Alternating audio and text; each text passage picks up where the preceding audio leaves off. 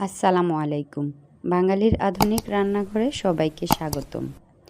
আজকে আপনাদের অসাধারণ মজাদার একটি রেসিপি করে দেখাবো। রেসিপিটি হচ্ছে দেশি চিংড়ি মাছ দিয়ে লাউ রান্না। আজকের রান্নাটা করার জন্য এখানে আমি 200 গ্রাম ছোট চিংড়ি মাছ নিয়েছি।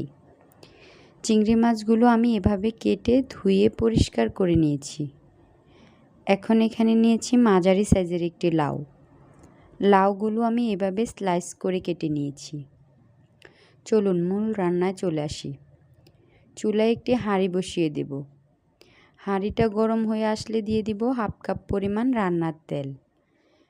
তেলটা গরম হয়ে আসলে দিয়ে দিব 1/2 কাপ পরিমাণ পেঁয়াজ কুচি। পেঁয়াজটাকে সামান্য বাদামি কালার করে ভেজে নেব। এখন দিয়ে দিব 7-8টা কাঁচামরিচ। মরিচটা আমি মাঝখান থেকে ফালি করে কেটে নিয়েছি। মরিচটা সামান্য নেড়ে চেড়ে দিয়ে দিব কয়েক টুকরো টমেটো কুচি। এখন টমেটো সামান্য নেড়ে ছেড়ে দিয়ে দিব 1 চা চামচ রসুন বাটা, দিয়ে দিব 1 চা চামচ হলুদ গুঁড়া, 1/2 চা চামচ মরিচ গুঁড়া, দিয়ে দিব 1 চা চামচ লবণ। লবণটা আপনারা আপনাদের স্বাদ অনুযায়ী কমিয়ে বাড়িয়ে দিতে পারেন। এখন সামান্য পরিমাণ পানি দিয়ে দিব যেন মশলাগুলো পুড়ে না যায়।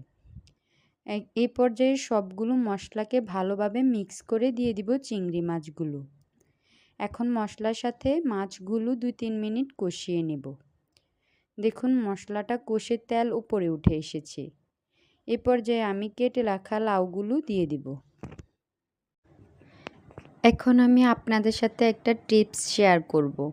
টিপসটা হলো আপনারা লাউটা কেটে কিছুক্ষণ পানিতে ভিজিয়ে রাখবেন। এতে করে লাউয়ের ভেতর প্রচুর পরিমাণ পানি ঢুকে যাবে।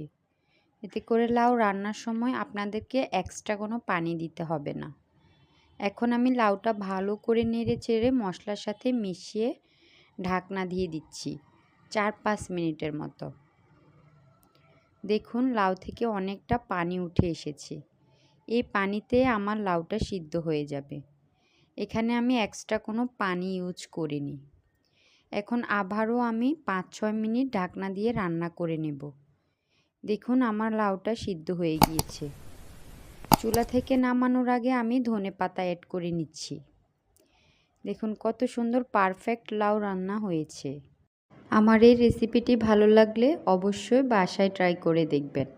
নিত্য নতুন রান্নার ভিডিও পেতে চ্যানেলটি অবশ্যই সাবস্ক্রাইব করে দেবেন এবং পাশে থাকার বেল আইকনটি ক্লিক করে দেবেন। সবাইকে অনেক অনেক ধন্যবাদ। সবাই ভালো থাকবেন, সুস্থ থাকবেন। আল্লাহ হাফেজ।